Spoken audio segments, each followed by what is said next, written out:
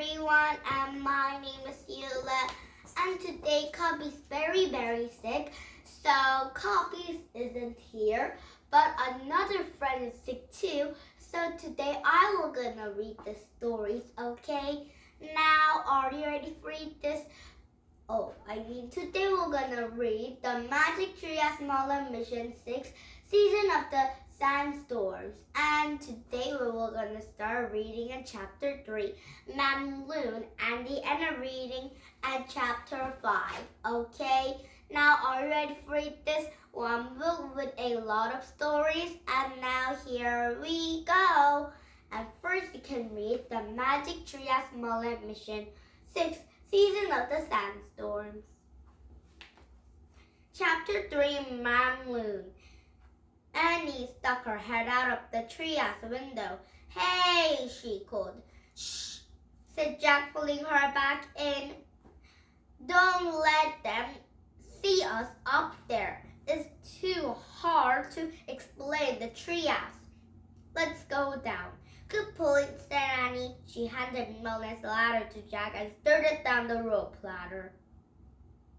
Jack wrappled his shoulder to his back. He put the ladder inside and added the research book and remind book. He slung the ladder back across the chest and climbed down. When he stepped on the ground, Jack twisted the rope ladder behind the tree trunk so it wouldn't be noticed. "Okay," he said to Annie. "Hey," said Annie, called again, waving. She and Jack stepped out of the open. The camel riders handed to the plum trees. The man's leg made camel knee. As he climbed off, Jack and Annie ran over to him. The man ruled a long white rope. He had a black beard and stern dark eyes. "Who are you?" he asked, unsmiling. "From where do you come?" "I'm Annie, and this is my brother Jack," said Annie. "Our home is far away in Frog Creek, Pennsylvania." "I never heard of such a place," the man said. "How do you come to be here in the desert alone?" Said Jack. Jack didn't know what to say.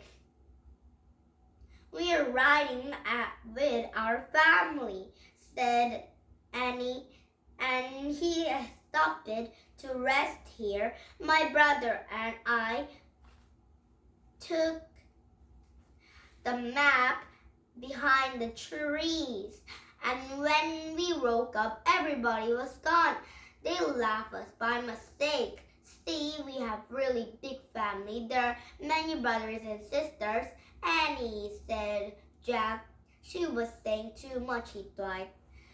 The man looked concerned. "Oh, why have they not come back for you?" he said, gazing out in the desert.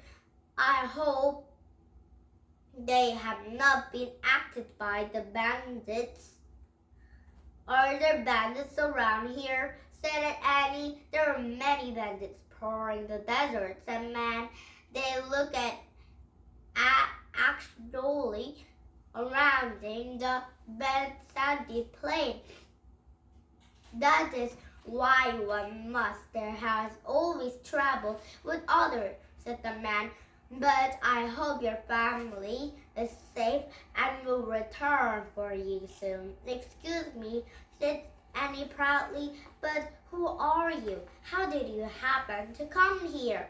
"I'm a merchant," the man said. "My caravan is traveling from the west. Then when we were surprised to be in the sandstorm, it seemed to come from nowhere, but unluckily it brought us to the oceans. We have rest to the water and animals until the sun goes down. And the cool of the night we will travel on to the backland." The caravan leader walked to the man, spoke them, and the donkeysmen started talking to us setbacks on the camels. And Annie turned to Jack.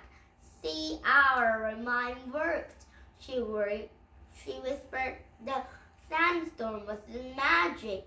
He brought them into the way of the backland. But how can we get them to help us? Said Jack. Well, Merlin and we should be in a hobble, so let's offer to help them, said Annie. She had walked over to the caravan leader. He was filling a canvas bucket with the water from the small spring. Excuse me, said Annie. We wondered if we could help you. The man gave a quick smile. Thank you, yes, he said. If you could gather dates, it would be most appropriate. The men are very hungry. He handed Annie 2 large baskets. No problem, said Annie. We will gather dates. And Annie carried the basket to Jack. Do you know what date is? She whispered. We're supposed to gather some. I will look up, said Jack, with his back to the camel riders. He put the research book out of his bag and took up dates. He read. Dates are known the fruit of the desert, and they hang off the branches from date plants. And they have all people gathered dates by shaking the trunk of the tree. Not only are dates an important food, but the wood and leaves our date plant are used to make. Okay, got it, interrupted Jenny, putting the baskets down. Let's start shaking the trees. And Jack put the book away and looked around for the first time, and he noticed the branches of brown fruit hanging from the trees. He grabbed hold of the nearest tree trunk, and Annie grabbed the trunk from another side.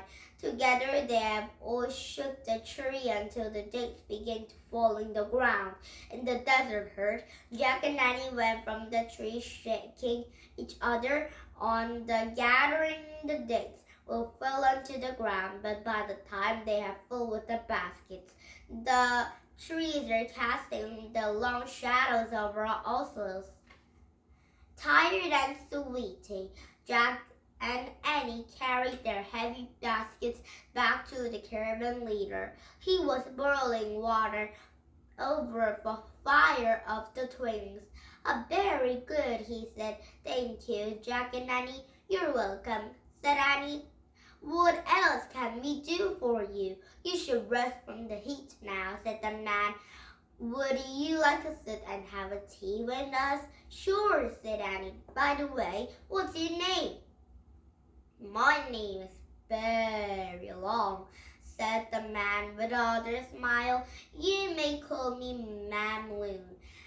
And while the camels grazed, Merlin was on their man to sit on the woolen rug spread over to the grass, and they shared the days of tea. And Jack and Annie with the dark palm trees going to a sweet sherry. The tea was strong but good. The flavor grew, standing to the sun. And Jack had watched the gazing camels. The hump animals look really funny, and they have knobby knees, big chompy feet, little ears that twitch. Some of the camels knocked their droppy leaves into the dragging water. Others grabbed the whole bunches of thorn sprouts out of the tree wing. Not the thorns hurt the camel throats, said Merlin. No, said the caravan leader. Their mouths are very tough, and they can eat everything, stick, bones, even our cans and saddlebags if we got them, said the young camel rider. And Jack and Annie laughed. What? In your saddlebags? Annie said. And our bags are full with good from great turkey and syrup, said Merlin. We have many things: juice, beds, pears, pies, and a china moon, Skipper, Vanilla, we're all taking things to a bagland to sell.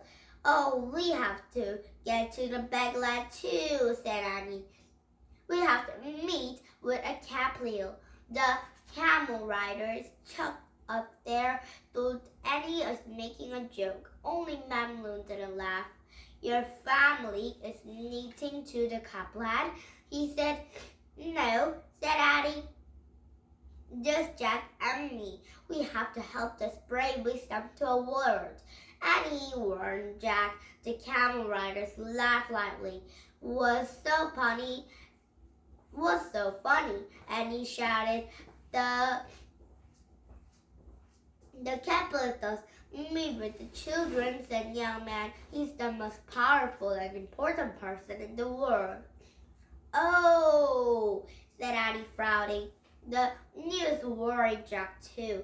The man looked at Annie and Jack with a serious expression. Night will come soon, be a pawn of the sons your family are not yet returned. But would you like to travel us with Bagland? He said. You have journeyed by camel of this fear. I trust you can ride the camels the rest of the way. Oh, sure we can, said Annie. We love camels. We do, said Jack. Good. We love our trips of the desert too, said Bamboo. We will settle the sail down soon. Also, that trips of the desert are, Annie whispered to Jack. Camels, sighed Annie. Oh, brother. Now it's chapter 4. Ships of the desert. The camel riders silently watched it from the sunset over to a fur dance. The fur bull slipped beneath the horizon. The desert was flooded with red light. As soon the sun disappeared up, the air grew much cooler. Merlin stood up. It's time to go, he said. The growing darkness, Merlin helped them set up to the animals and rode them to the baggage. And the Merlin was over to Jack and Annie. You can ride those two sisters, he said, pointing the two camels kneeling on the sand. Come on, they come up the front into the line with me. Jack and Annie walked over to two camel sisters. Each had the reins hanging from their neck. Seddies made up the colorful cushions were played high on their humps, and Annie patted Riley 10 colorful one-eyed camels. The camel looked like Annie with the big eyes following the thick eyelashes. Hey, cute, said Jack. When the other camel nosed at Annie's neck, hey, beauty, said Annie said to the other. Do you want some action too? Cute and beauty, said Jack, and he couldn't find either camel particularly cute or beautiful. And Annie climbed onto the cute saddle cushion and picked up the reins. Let's ride, she said. The cute roses arched away from the knee portion of the full stand. Oh, wow, said Annie, firing over to Jack. She's really tall. Jack started to climb into the beauty, but the camel caught an end of the head's cloth, began to chewing it. Stop that, said Jack, pulling the cloth anyway from her, and Beauty opened her mouth wide and flashed the rows of the sharp teeth. And Jack drew back. Don't be afraid, said Annie. Easy for you to say, said Jack. Yours like you. Don't worry, Beauty likes you, said Annie. I can tell. Annie's camel began to bring towards the other camel, wading to the head of this next desert. Come on, Jack, it's really fun once you're moving, said she. Called fun. Murder Jack, right, he said, onto the Beauty's hump. The camel's eyes sepulchrally, her switcher tail slapping her back. Hey, Jack said. Jack tried to get comfortable on the saddy cushion, but Beauty had stepped on there to make up the whirring, screechy sound. Quiet, said Jack. He hooked the shoulder back to steady in the horn. When he finally started, Beauty turned to her head and started chewing on the ladder back. No, don't, yelled Jack. He tried to pulling the bag away, but Beauty played too aware. Oh, come on, let go, said Jack. Give it back, stupid. Do you really think she's stupid? Said Jack, jumping. And Merlin, half the riding up behind him, was watching him try to get it back from Beauty. Jack was embarrassed, and she won't let go of myself, he said. Merlin grabbed the strap of Jack's bag. He had grown up the Merlin and looked and hooked the ladder back to the saddle's horn. For 2,000 years, camels like this was how they carry people across the desert, said Merlin. It's truly a miracle of the nature. Some miracle, like Jack. She can drink 2 of the barrels in the water 10 minutes, said Merlin, and go for a week without drinking again. We can have many days without food too. Really, said Jack. She's really well suited to travel in the desert. The Merlin, her thick eyebrows protect her eyes from the glare of the sun. Her long eyelashes far over the ears to keep out the wind. Brown sand. Cool, said Jack softly. Her feet is so tough they could never feel the heart of the desert, said Merlin. They all have so big they keep on the sinking down into the loose sand. Said Jack. She can carry 500 pounds of baggage on their backs, said Merlin. One of the traveling 100 miles in a single day. That's a lot, said murmured Jack. And Merlin trickled the camel's reins and clucked to the tongue. Beauty breathed heavily as she rose up her long, powerful legs, full of the hate. And Merlin looked at Jack. She must respect her, honor her, she said. In many ways, she could surprise to us. No, Jack nodded, and he put the words to be most humble to the padded camel. Good girl, Beauty. Merlin tucked her tongue against the rope and camel forward and perched high into the saddle. Jack rocked Adver side to side. He did not have all of the safety, but he stayed calm. Beauty over too cute. The 2 of the sisters stood together and snored. The desert sky is bright with stars. Merlin called his man came and started moving forward. The camels walked, staying motion as they moved 2 bits on the side, then took 2 beats, 2 big feet onto other, and Jack waved the horn of his steady of the ship of the desert rocket from left to right. Isn't it fun, said Annie, rocking against of him. Sort of, said Jack, shivering. Actually, he wasn't having any fun at all. He felt sick and was freezing into the night air. Also, she was worried about the mission. Would the captain mean to raise them? If he knew, how could they help it to spread of the wisdom of the word? If the bagline was very far away, how would they have ever find their back of the treehouse? Merlin slowly to his camel with another riding between Jack and Nanny, and then it was a very big boy. And I spent many cold nights of the desert riding with my Ford of the journeys to the west, she said. At first I too thought the camels are the fullest. I always look for more blankets and for a smoother ride. I think I wish it to back into the backlands into my own of the warm bed. And Jack smiled. He liked a careful leader, but Over time, I have some love with the cold of the desert nights, said Merlin. And now, when I am sleeping in my warm, dark bedland, I long to be in there instead. I wish to be reading to the wind with the stars. How do you read stars? He asked Annie. They have been on their own language, said Merlin. At the first time we are reading the the gold star. He pointed at the sky. Jack couldn't tell which the stars into the gold star, but if Phil would have wondered, doesn't there's the most stars into Jack had even imagined. But look at the close enough to touch. Merlin started singing to a song. The other camel riders on their words, but it's still smoothing the camels into wave with the music. Oh, I want to ride the camels. I want to ride Beauty because Beauty like Jack.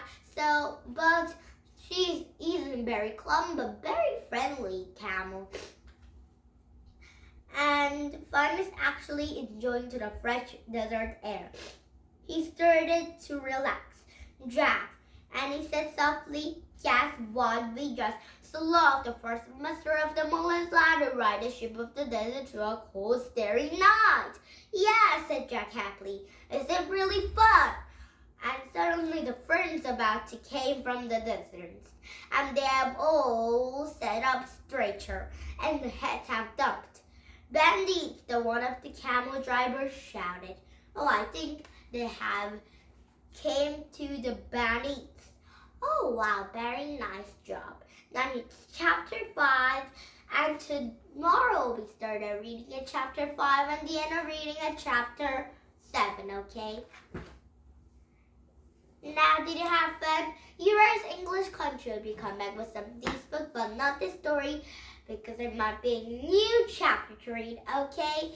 Now, bye-bye, everybody. And if you like my YouTube, please thumbs in my YouTube. Bye-bye, everybody. Have a nice day. Bye.